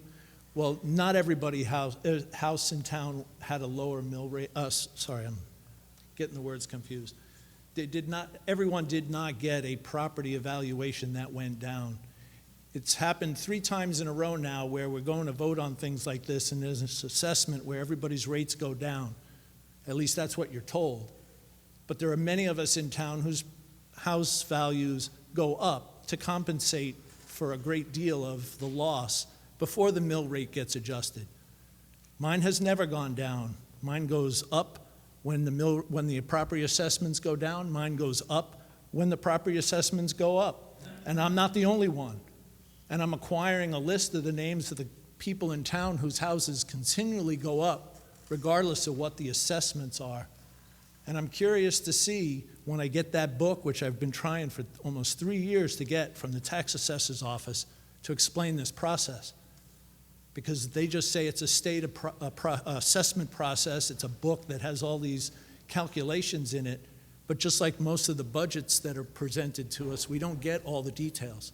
So I can't explain to you how mine always goes up and some of yours went down. But don't think that this mill rate is to be a neutral for everybody. There are a lot of us where it never goes down. Excuse me. Lisa? Hi, my name's Lisa Mazzella. I live on Cassatic Hill Road. Over the last couple of months, I hear a lot of people saying, we'll just close the school. They say, we'll just close the school. Our problems will be solved then. We don't need to do this build. We'll just send them out. We can't afford the build. Well, we're still going to pay tuition for the kids to go out, as we've talked about, but there's also a whole lot left behind to send the kids out. There still has to be a building project. We still have asbestos and lead and PCB removal in all the buildings. They still have to move the computer room to the first floor. so the first, little kindergarten and first grader don't have to go upstairs. There's still have to update the buildings to meet the current codes for the fire and the building and the ADA and health and energy and the Title IX and everything else that you guys all see on the slides there too, so I don't need to read it all. That still all has to happen.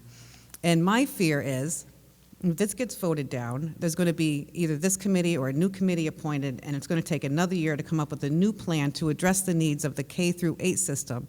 The reimbursement will go down, down. The interest rates will go up. It's going to cost more money to have less, and then we lose the heart of our town because we thought that we were going to be doing the right thing. Well, I had 3 kids. Now, this is where intangibles come in, where to some this doesn't matter to some. It matters a great deal to many of us. We live kind of in a village, and we take care of each other. I had 3 kids who graduated already from Wheeler in 03, 05, and 07. 2 of my children own very successful businesses. Then I have another child who became a nuclear engineer. And they didn't do that without getting the nurturing and care and confidence that they garnered from this small town. Now I hear, a lot, this is expensive, but I'm not sure I like the word expensive because my car is expensive, but it loses value. Education is a good investment, and investment garners revenue, results, things get better, people grow and the community grows. So I've been writing notes for a couple hours, so I'm sorry I'm a little all over the place. But I do feel and I do understand folks on fixed incomes, but there is an elderly homeowner's credit available, and the benefit ranges from $150 to $1,250 off your town property taxes, and also veterans can receive an increase in benefits if they qualify for the elderly homeowners program. It's called the assessor's office. The reason I know this is because I read the North Stonington Quarterly. So I think that that's about it. I'm obviously in support of the project. I think we can't afford not to do it. So that's all.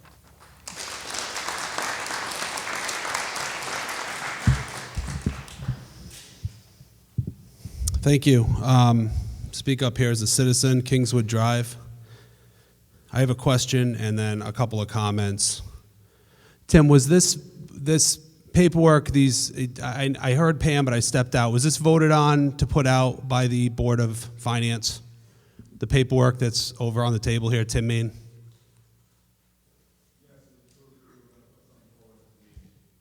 So this document was approved by your committee to put out?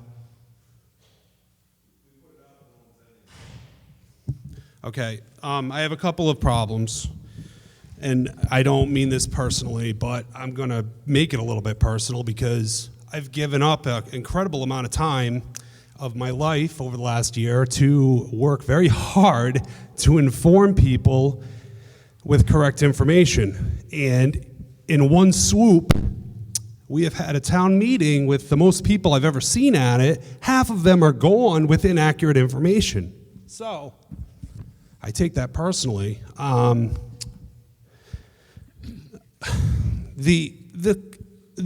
don't need to go on about this. The cost of this project is less than any of the other options. That's what it comes down to. For those who are not in favor of it, you must understand the committees that have been appointed over the last 10 years, these are not idiots. These are people who come from very diverse backgrounds. We have lawyers, we have a student, we have a financial professional, we have an educator. And this is just this committee. We have people that, they're retired. They don't have kids in schools. It's a very diverse background of people that are involved. So I guess my point is, these people who've been involved over the last 10 years or whatever have come up with something that some of them have kids in schools, maybe it benefits them, many of them don't. But if you look at the information here, this is the lowest cost option. So if you're going to oppose the project, I don't know what anyone would be looking for as a better alternative, because we've gone over just about everything and every alternative that could be gone over. And I hope that was apparent tonight. The last point I have is just on a personal note, I went to Ashaway Elementary School, which was great, and I was a pretty good kid when I went there, and went over to the middle school, which was regional at Charahoe, and I'm not going to diss Charahoe, but for me, I really could have benefited from a small school, and I see my kids benefiting from a small school, and honestly, my experience through middle school and high school wasn't that great because I probably could have benefited from a smaller atmosphere like I see a lot of the kids here, so I hope you'll support the project.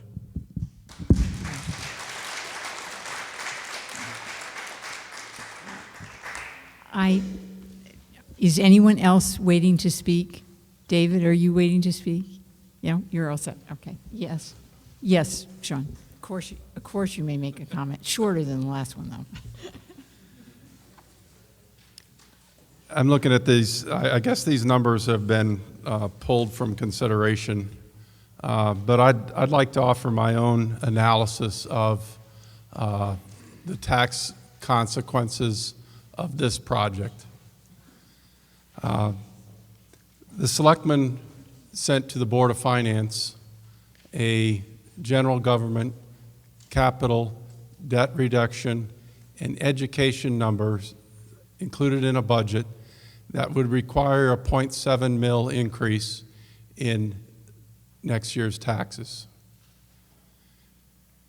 From being at Board of Finance meetings, I have an understanding, and I actually encourage them to add to that budget an amount for the emergency services building, regardless of whether we were going to start making actual loan payments next fiscal year, just to start saving them, similar to like we do when we start saving on an annual basis for reval. That people have already voted on the emergency services building, and we should start taxing on that. That will only reduce the principal we have to borrow in the end. The cost of the effect of that project added another 0.81 mil to what would be needed. So, in essence, I could see the mill rate being 27.81. Let's round it to 28. 28 mills we should be able to get by. That has nothing to do with the school project. That needs to happen in order to fund the budget, to fund the emergency services project. 28 mills, that increase will be required. It too is expensive. The school project itself represents about a 3 mil increase. They have used numbers on here as assuming that we would be borrowing the 23 million instead of the 21 million. But regardless, if the increase from that 28 mil to the 31 mil, it would be to 31 mil to accommodate the school project. Yes, that's a significant amount. And not everyone has an understanding of the mill rate and applying and so forth, but that is a 10% increase in your taxes, just so you have an understanding of where that is. You all have an idea of what your assessment is. It's hard to consider what 3 mills is equal to, but it's a 10% increase in your taxes for the school project. And the other numbers are going to happen regardless. The increase is necessary to fund next year's expenses, the reduction in the revenue from the state, the emergency services, that's almost a done deal unless we significantly slash the operating budget that the schools and the town are asking for. So just so you have an understanding, this project represents a 10% increase in your taxes and no more. Thank you.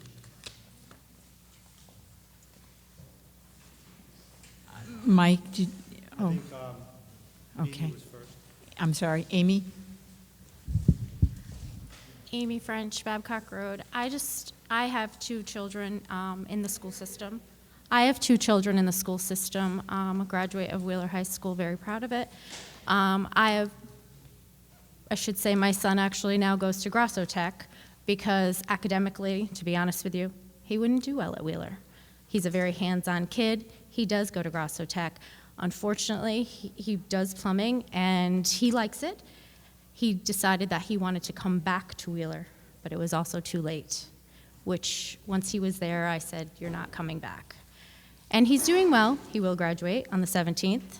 But then I have a daughter who is 19 with special needs. She still gets speech. She works. You have to consider those children. You're going to disrupt every child that is different. They have routine.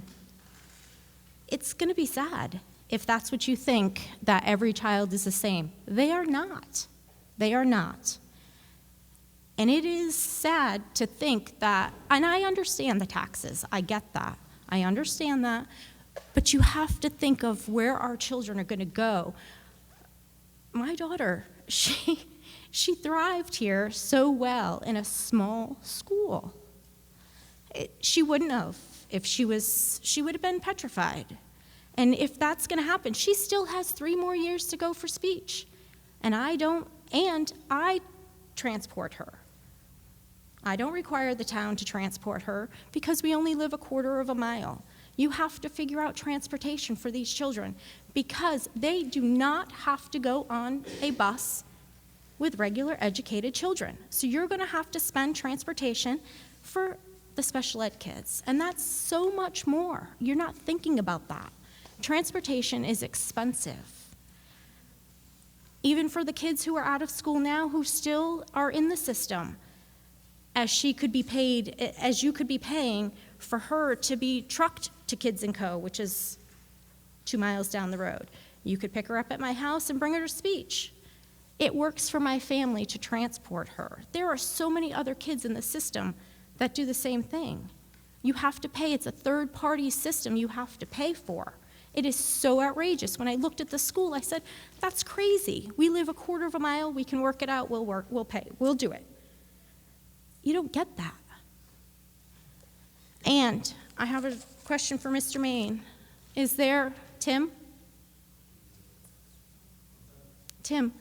is there are you going to give something out that has the correct numbers on it so the people have something? Yes, we will. The first 3 pages are correct. All the numbers on the 4th page are actually all low, so then those numbers will rise. We'll correct that on Wednesday. How do you feel? How are we going to undo this? I guess that's my issue. Look, I guess what I'm saying is this. I've been frustrated because there are things that are posted online that are not exactly the truth. And I go back to the $29,000 as I've explained it in emails. If you saw the FOI that came in, it was a person questioning, but never ever put any information that we put in there regarding explanation. My point is, exactly, some people left, and they left with this. How do we undo this? And I hope this is not going to be posted tomorrow and say this is the absolute gospel truth, because it is not. And those are the things that we've been fighting for the last 3 months. So I guess what I'm saying is this. I know if the Board of Ed presented a budget that was off, we'd all be walking out with our, looking, let's say ridiculous. I don't want to say that because I respect, obviously, the Board of Finance, but how do we undo this for the people who left tonight?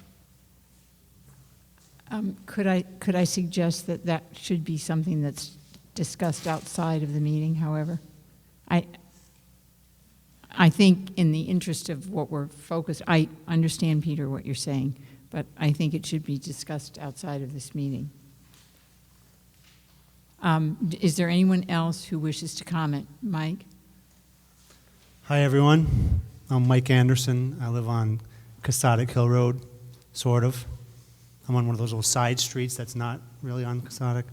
My brother spoke earlier. I did like to go to NFA, but I think, to be honest, one of the reasons was because he had a car. I didn't have to take the bus. He drove. I went with him every day. I never had to take the bus. And by the time he was out of there, I had my own car, so I would have hated it if I had to take a bus. To the gentleman who was talking about the taxes, I am getting the double whammy. My assessment went up. But the mill rate is going up, so I am going to get higher taxes. But despite that, I am supporting the project because this is the best project for our town. I am on the ad hoc committee. I'm speaking for myself. The reason why we're here for another vote, folks, is because the problems didn't go away, right? And our elected officials understood that after 2014, that the problems didn't magically go away because you all said no. The problems with this school, this facility, built in the 60s, 1960s, still exist. This floor, you're all on notice, is very dangerous. Hopefully no one gets hurt. And any lawyers out there sue people. The facilities over there are outdated with the hazmat issues, air quality issues. The science lab issues would probably brought this whole thing up in the first place back in the early 2000s with the accreditation from NEASC that said you cannot educate your kids in this type of facility. These problems haven't gone away. And they're not going to go away by shipping the kids out because you still have to educate K through 8 here. Can't fit them here. You got to build a bigger school, Brian, or build an extra addition over there, and then you still send your kids elsewhere, where I believe the town of Stonington is voting on a $69 million project right now for their 2 middle schools. Who's going to pay for that increase over there? Probably the tuition of anyone that comes there from out of town. Guess who that will be if you send them over there? Us. NFA, I wouldn't want to send my kids to NFA these days. I went there, my wife went there, my in-laws still live in Norwich, they're trying to get out. My family still lives in Voluntown. One thing that I grew up 1 mile from the North Stonington border. Walter Oloma was one of our best friends. He taught here in North Stonington. Linda Miller, my aunt, she was 6th grade teacher here. There's something about North Stonington that the education level, not to knock the Eagles of Voluntown, but the education level in North Stonington was something to be admired when I was a kid. You guys, this town was always on the forefront of environmental awareness. The farming community, the camaraderie in this town around the farmers was amazing. They didn't have that in Voluntown. I know because Byron Gallup was a good friend of mine in the 13th generation. He's besides himself, besides how farming has been just not appreciated anymore. I know I'm rambling, but North Stonington had something special, and the reason is because it has a K through 12 system. This town is special because of this school. The needs aren't going away. We need to fix them. And my last other point, in November there was an election for selectmen. I'm on the ad hoc committee, and I asked a certain person that was running for selectman whether or not regionalization was still something that we were supposed to look at as an ad hoc committee.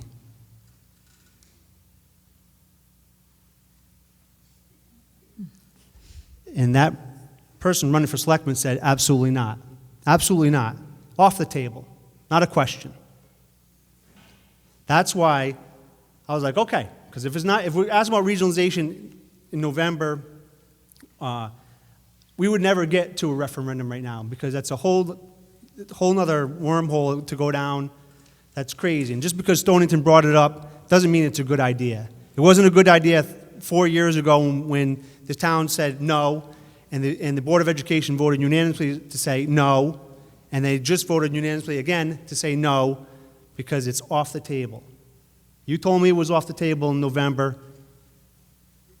Otherwise, was I wasting my time here? Bob, was I wasting my time here?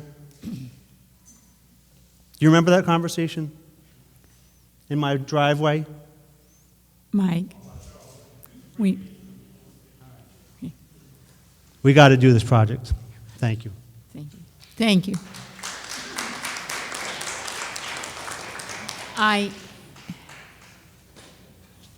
Just a quick comment on the numbers. Peter, you were upset, and then anyone would be if the numbers are not accurate. It's one of the things that seems to happen often here in town is we have this referendum coming up. We have one of the largest attended meetings, and then we don't have all the details in order. This isn't the first time. I highly recommend in the future, whatever comes up, whatever project, whether it's the school or the firehouse or anything else that we ever do, let's put some more time between this meeting and the vote so that if there are any discrepancies, if there are any miscommunications, they can be corrected. There's time to get the word out to those that left before they got it corrected.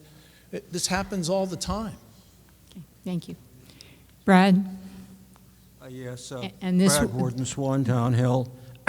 I'd just like to sum up what I believe the tax increases. Mr. Murphy said be 10% on this project. Then if you add the emergency services and you add the school budget for the coming year and the town budget for the coming year, and you add the devaluation, the devaluation was, before the new assessment was $530 million, and then the new assessment came out at $517 million. And the difference is it comes out to a percentage of 3.4%. So if you add all that stuff together, we'll have a tax increase of 17 to 20% roughly, depending on interest rates and timing. Some of that won't be all next year because it will be a year or so down the road before everything goes into effect, but some will happen, but the total will be around 17, 20%. Okay. I just want to say throughout history, people have made sacrifices. They've made sacrifices for others for no other reason than it was the right thing to do. Frequently, they paid all kinds of prices, financially and otherwise.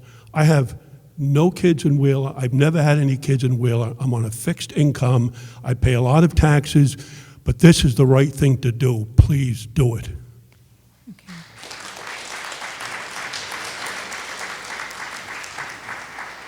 Since this is a person who hasn't had an opportunity to speak, go ahead. I'm sorry. My name's Nikki Dean. Sorry if my voice is a little shaky. I hate talking in front of people. I live on Pond Drive in North Stonington. I grew up, I went to this school here. I like the small environment. Is it a lot of money and can I afford it? I don't know. I'm gonna try because it's for my kids. The thing that I liked about growing up in a small school is I still remember most of my teachers. Mrs. Scott, the computer teacher, she had little things that she would do with us, and she said, if you can beat my test, my typing test, I'll pass you. Mrs. Miller, there was no running allowed in the hallways. She would skip and make us laugh all the time. Mrs. Banker, she always used to say, please, no swearing. I picture what you guys say. Little things like that that you remember throughout your years happens in a small school like this. And the only reason why I'm standing up here is because of her. I had to give a speech in my class or else you would fail. I hate it, I absolutely hate it, but I'm up here doing it because of people like her. Thank you. Thank you. And another person who hasn't spoken yet. I apologize to the crowd here. Hi, my name's Lou Steinbrecher. I live on Wyosip Road. I moved to this town 30-plus years ago as a single person, no kids. Can't hear me, and sorry. But I moved here. I didn't have any kids in the system. I wasn't married, but I moved to North Stonington because of the school district. I researched the towns around. I was 22 years old, and I bought a house in Kingswood and loved every minute of it and met great people and great families and watched their kids go through Wheeler. I've been attending graduations for 20-plus years. I put 3 kids through school here. Actually, you all did. And they got a great education. I wouldn't have wanted them to go anywhere else. And they got everything they needed from the school. If there was a special course they wanted, the school found a way to accommodate them. Special courses in music, computers, you name it, they got it. When my son wanted to graduate a year early, they found a way to do it. And he wasn't a great A student or anything else, but he was ready for college. Is he going to get that somewhere else? I don't think so. And now, I have 3 kids in college. How am I going to pay for the tax? I don't know, but I'll find a way. But because the kids of this community deserve it. And if you do this, I believe you will get more economic development. One of the things that's held this town down for so long is said, oh, the schools are going to close, the schools are going to close. So what's the realtor going to tell everybody? Oh, school's closing. Why do you want to go move there? Is that what you want to tell everybody? Well, school's closing. Just go move someplace else. Because then you get what you asked for. But if you want progress and you want to move forward, you want to have a good school, this is the best project because guess what? You think something's going to cost you less. Doing nothing is going to cost you almost as much as this, if not more in the end. So I think people should support this project.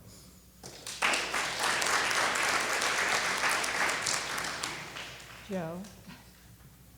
I'm a little sorry I waited so long. Joe Patemry. I live over on in the neighborhood over there as well. We have kind of beaten a lot of things back and forth. I only came up, 1, to voice my support for this project, 2, simply because I need to plug our rec department and our rec commission and the programs that we have here in town as well, because without our high school athletes, all of those rec programs go right down the toilet with them. So those things that support all of our little kids up through middle school, all of the different programs, they don't run without our high school athletes. And if those high school athletes are playing somewhere else, then that goes away as well. I have been an educator, high school educator, for 25 years. I have coached a variety of sports, and I have advised a variety of clubs. I can talk about kids that thrive in big schools and kids that thrive in small schools. There's an example everywhere. Everyone's going to talk positively about their experiences or negatively about their experiences. Those are individual. But as a town, the source of pride for any town, for any city, no matter how small or how big, is the high school. It is the place. When I moved here, I was told 3 things. If you live here, you do 3 things. You go to the town fair, you do something at the holidays. I haven't been to that one yet. And you go to high school graduation, whether you have kids that go to school here or not. That's a source of pride for this town. Oh, the parade. Okay. And I'll get there next year, I promise. I just need to there's always going to be, no matter how much it costs, there are going to be people that don't want to pay it. I get it. I understand it. The sacrifice that we have to make is a result of history, but to say that if we send our kids to another school, that amount is the same as what we're going to pay for the next 20 years, someone mentioned it earlier. 20 years from now, we're still going to have kids that need to go to school, and we won't have a school. That option will be off the table. And guess what? We'll still be paying for our kids to go somewhere else. The mill rate is never going to go down. Our taxes are always going to go up. That's just the nature of business. And this is what we're doing. We're running a business. We need to invest in our business. If you owned a business and you didn't invest in your business, you wouldn't be surprised that you didn't have any new customers. We need to invest in our business. We will continue to get customers. We'll continue to support our long-standing customers. And if we don't work together to support our long-standing customers, then shame on us. But we need to get together and support a project, and then we need to hold each other accountable to make good decisions so this project can work. But if we're going to keep sabotaging it from all angles, then don't be surprised that it gets voted down, and don't be surprised that our kids and our families start moving out. Think about what makes sense, think about the commitment that we need to make, and support the project.